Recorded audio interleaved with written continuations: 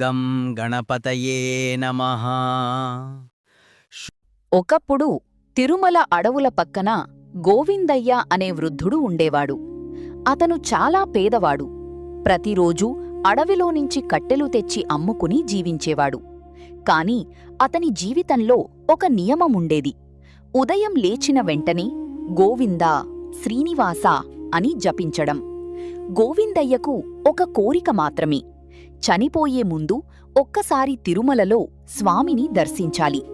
కాని అతనికి కొండెక్కే శక్తి లేదు, డబ్బు లేదు, వయసు కూడా చాలా ఎక్కువ. ఒకరోజు వైకుంఠంలో శ్రీ మహావిష్ణువు చిరునవ్వుతో కూర్చున్నాడు. ఆయన పక్కనే నారద మహాముని వీణ వాయిస్తూ ఉన్నాడు. అప్పుడు నారదుడు అడిగాడు, నారాయణా, నారాయణా, స్వామీ, ఈ భూమిపై నీకు అత్యంత ప్రియమైన భక్తుడు ఎవరు? శ్రీహరి చిరునవ్వు నవ్వి, తిరుమల అడవుల దగ్గర గోవిందయ్య అనే వృద్ధుడు ఉన్నాడు అన్నాడు. నారదుడు ఆశ్చర్యపోయాడు. అతడా? అతను పెద్ద యోగి కాదు, యజ్ఞాలు చెయ్యడు, వేదాలు చదవడు, ఆలయాలకు కూడా వెళ్ళలేదు కదా. అప్పుడు స్వామి అన్నాడు, నారదా, నీవే వెళ్ళి చూసిరా. నారద మహాముని వెంటనే భూమికి వచ్చాడు. ఒక సాధారణ వృద్ధ బ్రాహ్మణుడి రూపం ధరించాడు. గోవిందయ్య ఇంటి దగ్గరకు వెళ్ళాడు. అక్కడ చిన్న మట్టి ఇల్లు, బయట చిన్న తులసి చెట్టు. దాని ముందు గోవిందయ్య చేతులు జోడించి ఇలా అంటున్నాడు, స్వామీ, నేను నీ కొండకు రాలేకపోయినా నా హృదయం ప్రతిరోజూ నీ వద్దకే వస్తోంది. అది చూసి నారదుడికి ఆశ్చర్యం వేసింది. అతను గోవిందయ్య దగ్గరకు వెళ్ళి, తాతయ్యా, నీవు ఇంత భక్తితో ఉంటావు, మరి తిరుమల ఎందుకు వెళ్ళవు అని అడిగాడు. గోవిందయ్య నవ్వుతూ, నాకు కాళ్ళు బలంగా లేవు బాబూ, అయినా నేను బాధపడను. నేనొక్కసారి గోవిందా అని పిలిస్తే నా స్వామి నా దగ్గరికి వస్తాడు అన్నాడు. నారదుడు ఇంకా పరీక్షించాలని అనుకున్నాడు.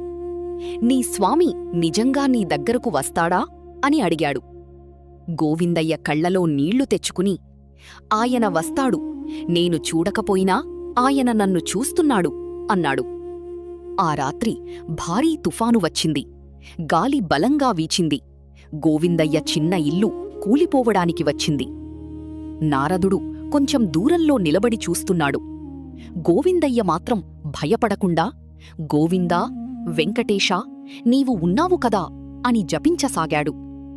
అప్పుడే ఒక అద్భుతం జరిగింది. ఒక దివ్యకాంతి ఆ ఇంటిమీద పడింది. గాలి ఒక్కసారిగా ఆగిపోయింది. కూలిపోవాల్సిన ఇల్లు అలాగే నిలిచిపోయింది. ఆ కాంతిలో శ్రీ వెంకటేశ్వర స్వామి స్వయంగా కనిపించాడు.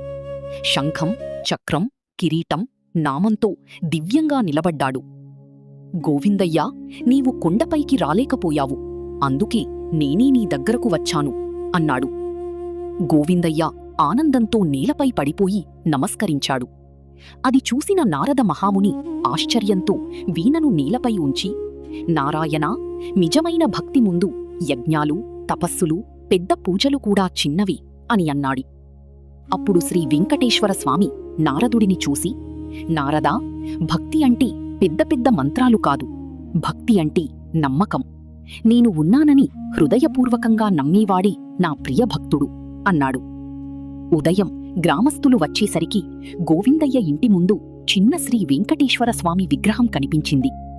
ఆ స్థలంలో తర్వాత ఒక చిన్న ఆలయం కట్టారు.